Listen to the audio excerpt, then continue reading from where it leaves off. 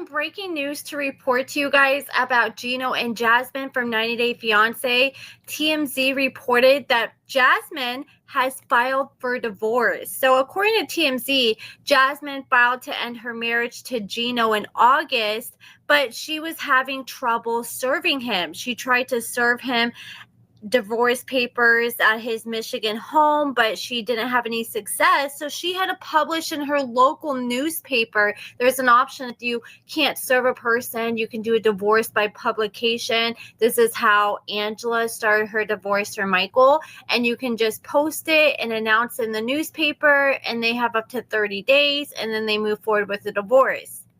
TMZ came across the article published in the Pinellas County, Florida Gazeta newspaper, and it informs Gino that Jasmine is done and she has filed for divorce. Honestly, I don't think Gino would have ever gotten the memo if TMZ and publications didn't pick this up. So according to the sources that TMZ spoke to, which I'm assuming is likely Jasmine, they said that Jasmine was unable to serve her former lover papers at his home in Michigan despite multiple attempts. They claim that Jasmine is extra pissed off because Gino wants to keep all the money that she made from 90 Day Fiancé because she claims she does not have her work permit.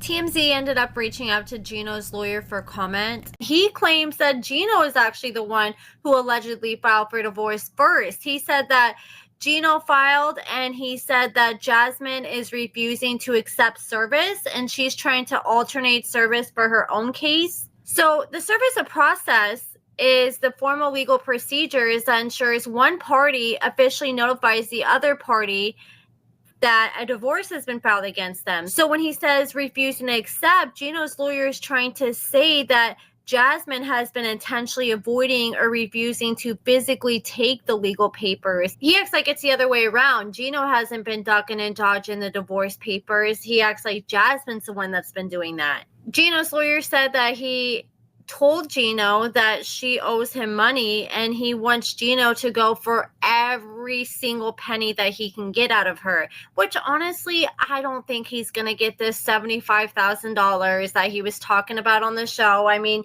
you covered her visa, you paid for the wedding and stuff like that. You sent her money for her rent.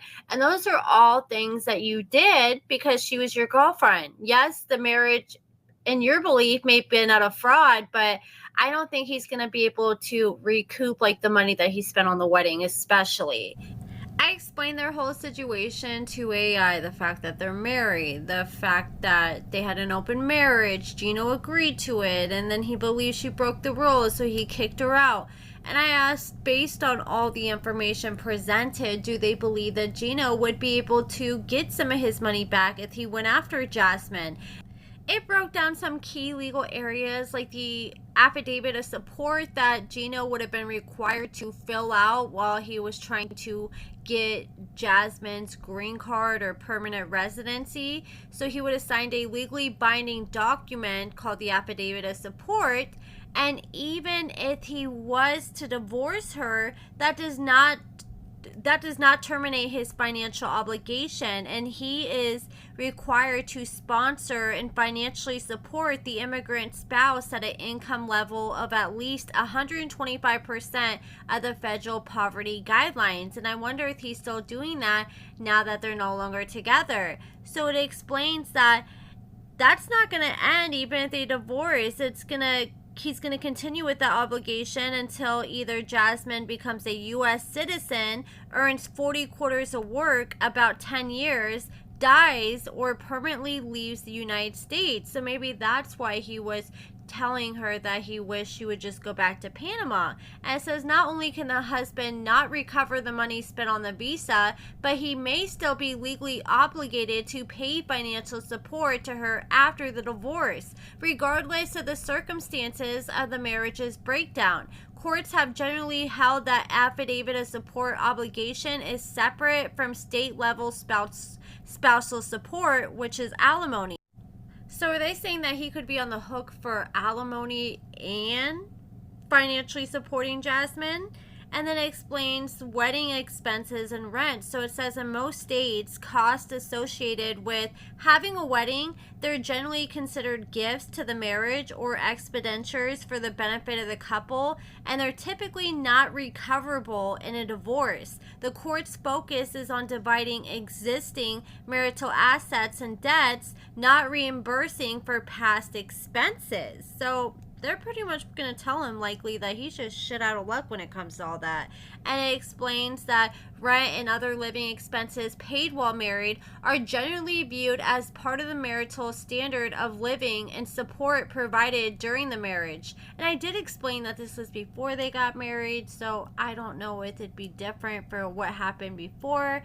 But it says courts do not typically order reimbursement for these costs. And it says the open marriage and breaking the rules. It says the wife breaking the rules of the open marriage, infidelity, is a form of marital fault. In most U.S. states, divorce is granted on a no-fault basis, meaning the reason for the divorce, like infidelity, has little to no bearing on the financial division of assets or spousal support, which is alimony.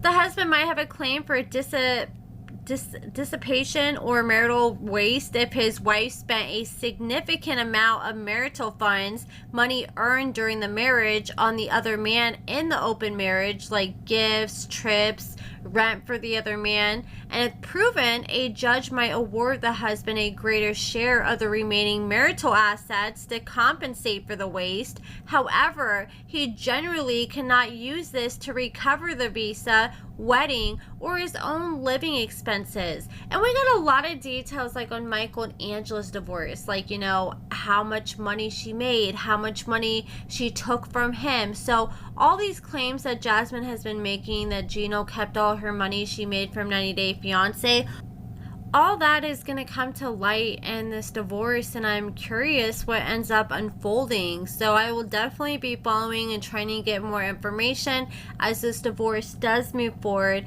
And Jasmine, before this article came out that she had filed for divorce, she had posted on her Instagram and tagged Matt's Facebook saying, "Follow my husband." So I wonder if they're engaged now or planning on getting married now that she's filed for divorce. And for the longest, she wouldn't even call Matt her boyfriend. She was calling Matt her roommate, her best friend. And she even made like a Facebook post like a month ago, like, what should I call Matt? I don't know what to call him because, you know, boyfriend doesn't sound appropriate.